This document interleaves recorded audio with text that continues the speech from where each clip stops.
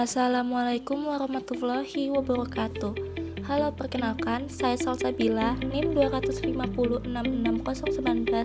Prodi Pendidikan Ekonomi kelas A. Di sini saya akan menjelaskan tentang manajemen waktu terkait produktivitas dalam mencapai tujuan hidup. Nah, yang pertama kita akan membahas tentang pengertian manajemen waktu. Apa sih manajemen waktu itu?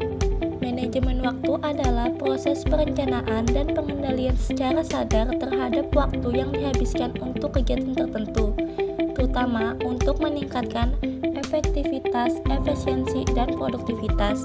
Dan cara ini juga melibatkan tindakan menyeimbangkan berbagai tuntutan terhadap seseorang yang berkaitan dengan pekerjaan, kehidupan sosial, keluarga, hobi, minat pribadi, dan komitmen dengan keterbatasan waktu. Selanjutnya, manfaat manajemen waktu. Yang pertama, ada meningkatkan produktivitas efisiensi dalam pekerjaan. Maksudnya, sebuah manajemen waktu yang baik akan mampu membawa fokus dan perhatian kita pada target pencapaian.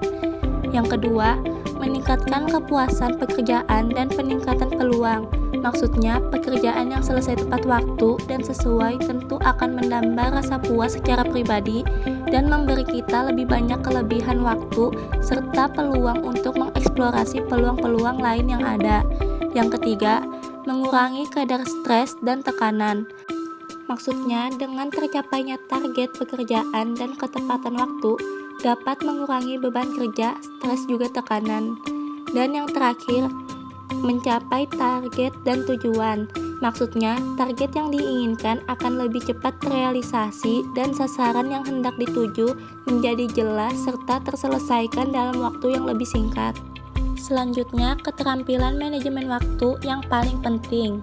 Yang pertama, ada menentukan tujuan.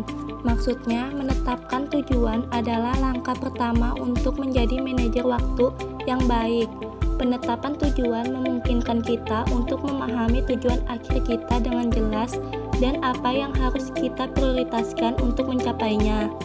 Yang kedua, komunikasi.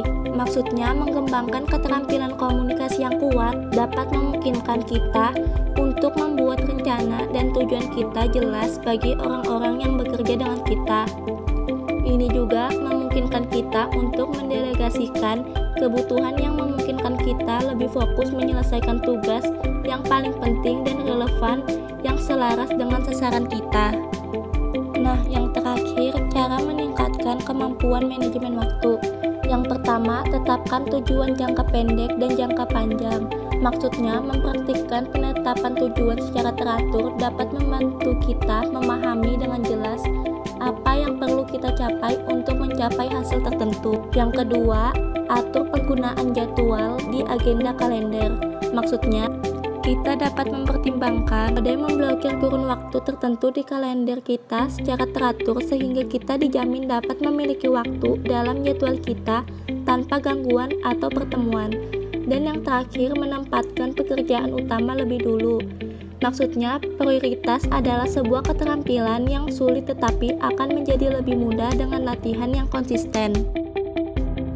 Nah, dari materi tadi dapat disimpulkan bahwa tampaknya tidak pernah ada cukup waktu dalam sehari.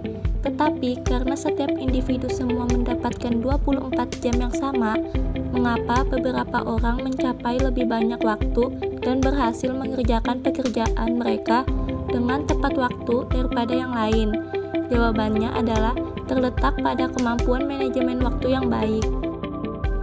Itu saja penyampaian materi dari saya. Semoga bermanfaat untuk kita semua.